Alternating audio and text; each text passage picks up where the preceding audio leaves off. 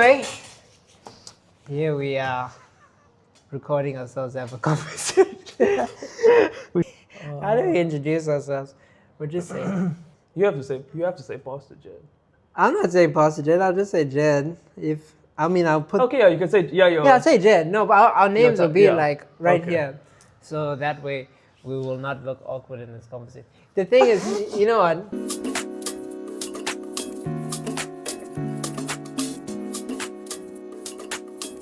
So guys, welcome to the Children's Festival.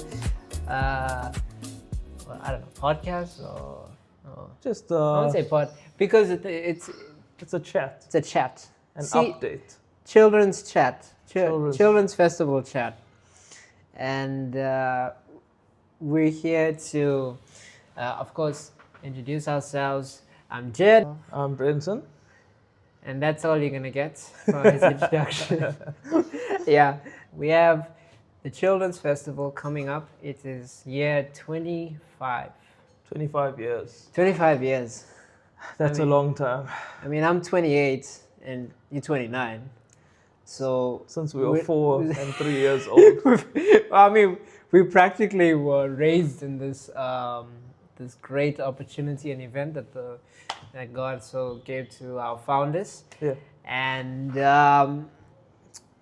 so it's crazy. I mean, if we could think about 25 years have gone by, and I was like thinking about the math behind it. Like an average, okay, I'll say we've done like an average of 500 like within the first few years, then 1,000 after that, then we added another 1,000, then another 1,000, and now we're literally at like nearly 3,000. Yeah, but that's in 26 locations now. 26 locations. Around South Africa, and then we have India. Lesotho, if you count. Lesotho, yes. I mean, if you count. Yeah. We started off just with a small group in a church. Exactly. And over the years, we went to a ground with big tents, events, music, dance. 100%. So for me, watching it from the outside, whenever we watch back all of our events, it's just amazing to see how far we've come and how quickly 25 years have gone. Because it's something we look forward to at the end of the year, because we know the whole month is just fun, even though it's a lot of work. Yeah. But it's something that our spiritual parents taught us to give back and to empower those around us. 100%.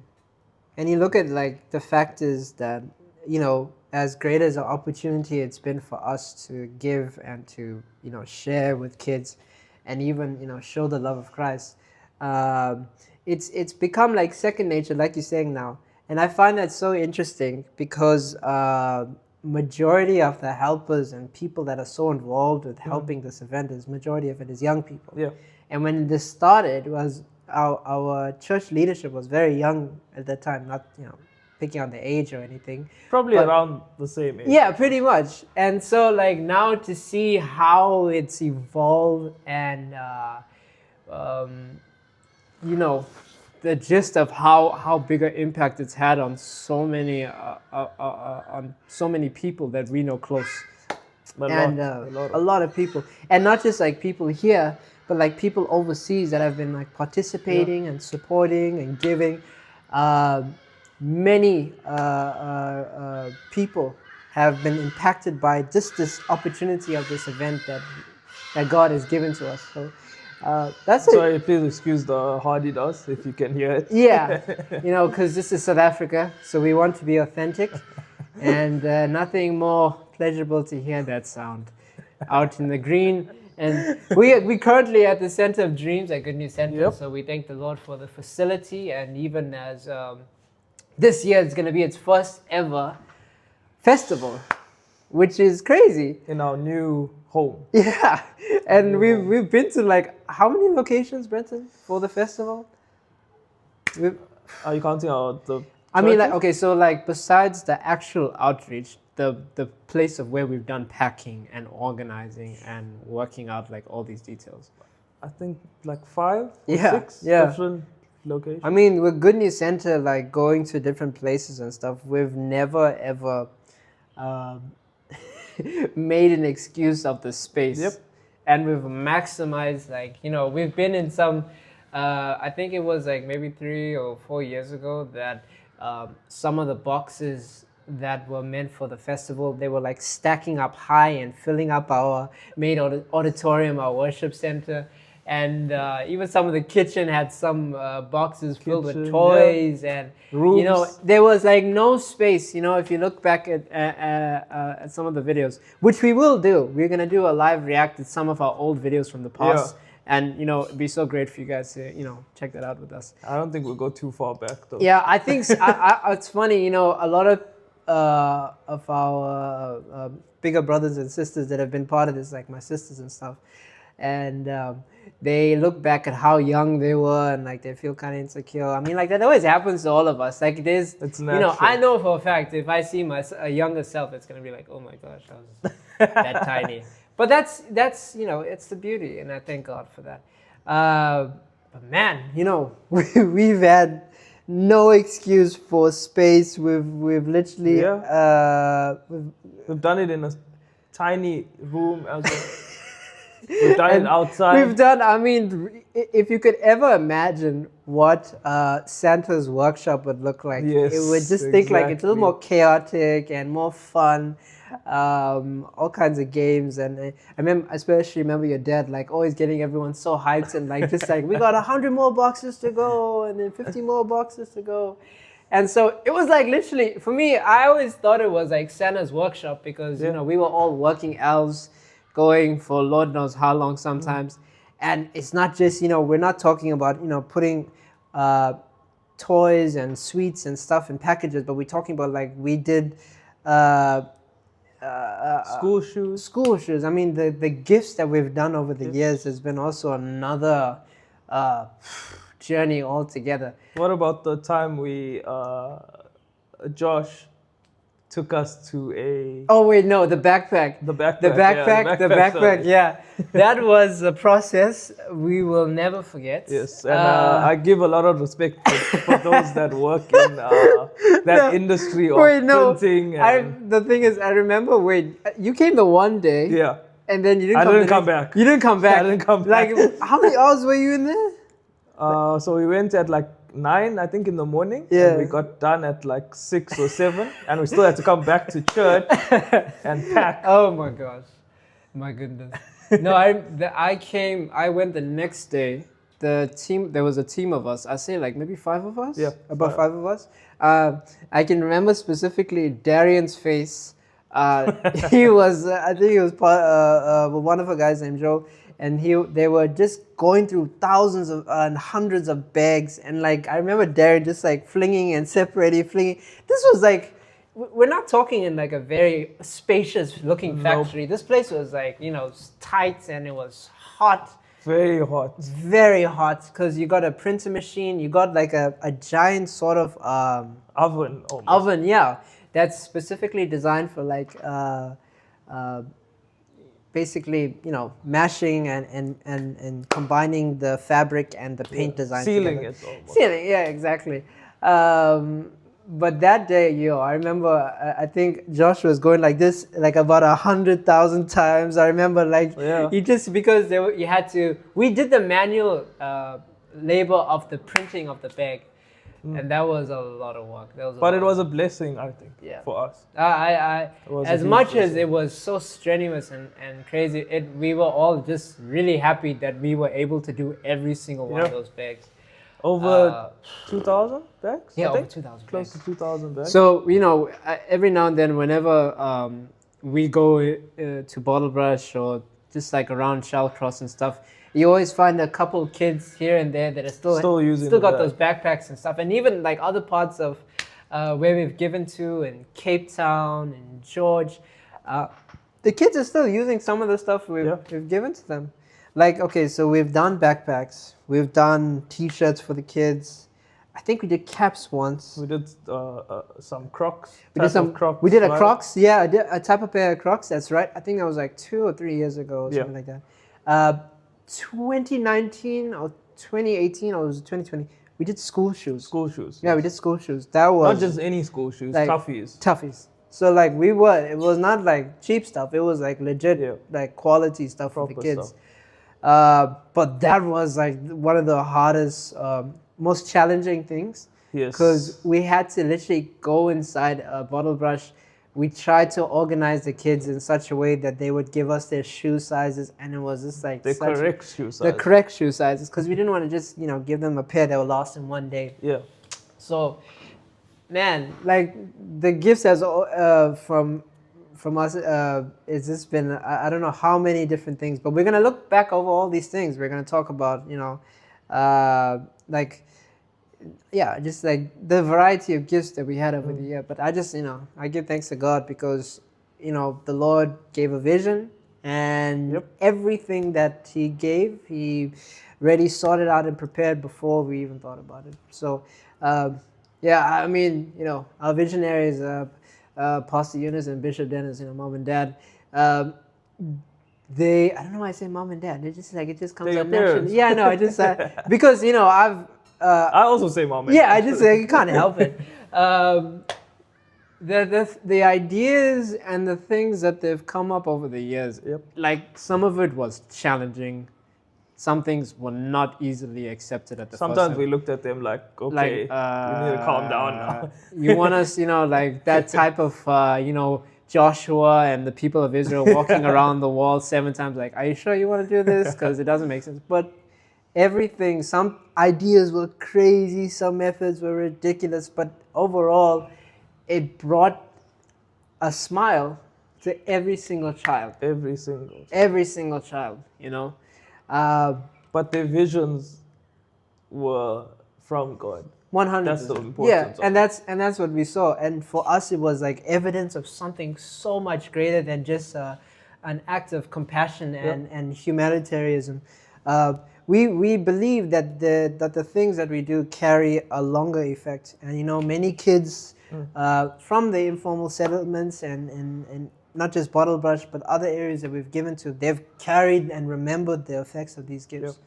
And we're looking forward to showing you guys some of the stories and of the variety of young people and stuff. But I don't know, Brenton, is there anything else that you'd like to just hit about for the festival? That always, I think one thing that has impacted me, if I can share, is my spiritual parents, which is Bishop Dennis John and Pastor Eunice John. They've taught me the importance of helping every single person around you, no matter where they come from, their background, circumstances. Seeing that from an extremely young age to now being an adult, it changes the way you think. We see everyone as the same. You don't look at people as lower than you or higher than you, and you always look to help other people. Because as children of God, that's our duty. To help everyone around us as much as we can. And I'm so blessed to be part of this amazing event. I think it's the most exciting time of the year for everyone. For everybody. And there's going to be a lot of updates that we'll have. So if you would like to join us, help us, volunteer, donate, because it's a blessing to give to events such as this. I don't want to say event. What can we say? Because it's not an event. The thing is this is something that you can sow as a seed towards, and we're taught that that we're given the opportunity when God gives us things to sow seeds, and when we sow a seed, there should be a harvest. And we've met besides yourself, recently giving and not just, in finances, but in time and stuff. It's really caused like this harvest to take place in our lives. 100%. There's a lot of people that we've encountered that they out of obedience they chose to sow into this event, and many of them, it's crazy. When God wants us to take care of things that He wants us to take care of, then He will take care of us. Yep. And we've seen it like for many people in finances that are business people. We've seen people in relationships. I mean, another crazy thing is, we could talk about how many couples met through this event. Yeah. That's like a whole nother thing altogether. But we've literally seen, and the blessing of God take place in people's lives when they choose to give to this event. Yep. And, I'm thinking about that verse that Abraham said, those that bless you, I shall bless them as well. And so, God has given this event as an opportunity for us to share His kingdom. And specifically that we hit many kids in different informal settlements and areas of poverty, and targeting our kids specifically. Also sharing the gospel. Word with them. 100%. Which is the most important. Because we want them to know that the gift and the day and the month that we dedicate to them, it's all because Jesus loves them. Yeah. And He wants to see each of them smile, and not just smile and be happy and joyful, but know that they're able to do anything. And whether in education, whether in sports, whatever it may be, there's hope. There's hope. There's hope. There's hope. And joy is such a powerful weapon. Very powerful. Ever see that. And we another thing that I'm thinking about, because whenever we have the day with the kids at the festival, is nothing more exciting. I think for you tell me your favorite part of the actual day itself. Like, what do you always tell me your favorite part is the dance. Yeah. It's when you just see the kids, the joy on their face to just express themselves. Yeah, exactly. And it's like, they don't care. They're just like in this place of just celebration and just like dance on the stage, and they don't need anybody to convince them. If you got something like really good playing, the kids would just hop up, and then all of a sudden you see like these amazing dancers that these kids. And it's not even like practice. It's like they just naturally do it. And so, but that segment has been happening since the very first one. Children's festival. I mean, that still blows my mind. Like the first one that happened, it just was, I think maybe it was like a random thing that happened. Yeah. But now it's part of like the day. The day doesn't go on without that part. Unbelievable. So the dancing element, and then you go to singers. It's crazy, and the kids, like Pastor Eunice sometimes calls the kids up and encourages them to sing a song. And some of the girls that have come up and sang on stage and sang some really beautiful stuff. Song. I think in one of our videos, one of our media guys, Jeremy, captured such a beautiful moment when some of these girls were singing and stuff. Yeah. And so, we want you guys to check those videos out, which I'll post a link and stuff like that. But it's amazing. When you see kids happy, there's this expression and this freedom that takes place, and that's the opportunity for us to show them the love of Christ. Yeah. And not just, in telling them and praying, but the opportunity for them to see the love of Christ above everything. Because God, we're the hands, and blessed is a person that brings the message, the messenger. I always think about that. And so, but man, we're so excited because this is our first episode talking about so much. I mean, episode 1. We want to tell you guys some of the things that we want to talk about in the future. So we were just going over different gifts, the different stories that have taken place from this event impacting people's life. The story behind how JT, our mascot, was created, which is a whole very cute mascot, designed by our very own Camille John. Camille Overweg. Yes. I'm sorry. She's married now. I'm sorry. I didn't mean to say that, Kimma. Bram, love you, Bram. So, So we didn't want to do that, but we're gonna have a chat about that. Also, a background story from 100%. our spiritual parents. We really want to make sure that everybody out there understands the story of how the festival started. Yep. So we're gonna go into interviews and discussions with the founders, and not just the founders, but many people that have participated with us over the years. Some teachers, and all kinds of people, you know. And so if you guys have any questions or any suggestions or things that you would like to learn more about the festival, please send a message in the comments. We really want you to grasp and get an understanding of the festival, because it's our desire, you know. And Brenton, do you want to talk about some of the goals that we want to meet this year for this year's festival? Well, there's obviously financial aspects. Goals. I think the budget is 500,000. 500,000. Yes. So God has provided. Over the last 25 years, He's always seen us through. Yeah. And it's, you know, when you think about 500,000 rand, that's a lot of money. $500,000. It's a lot of money. A lot of money.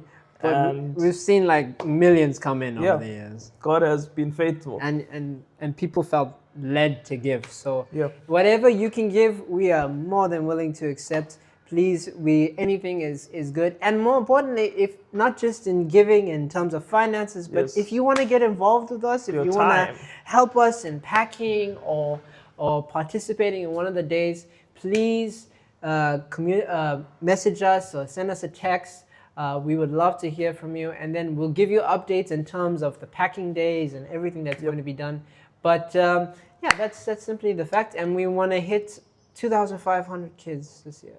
That's our number. It's around there. It's around there, because we still have, oh my goodness, Bottle Brush, and then there's parts of Cape Town that we're hitting. There's parts of Joburg that we're hitting, Lesotho. So there's still all these locations. India, sorry. And but we'll update you guys on all these things. Is there any other goals that I'm trying to remember now, but I believe that's the only thing that we have. That's for now. the big one. Yeah.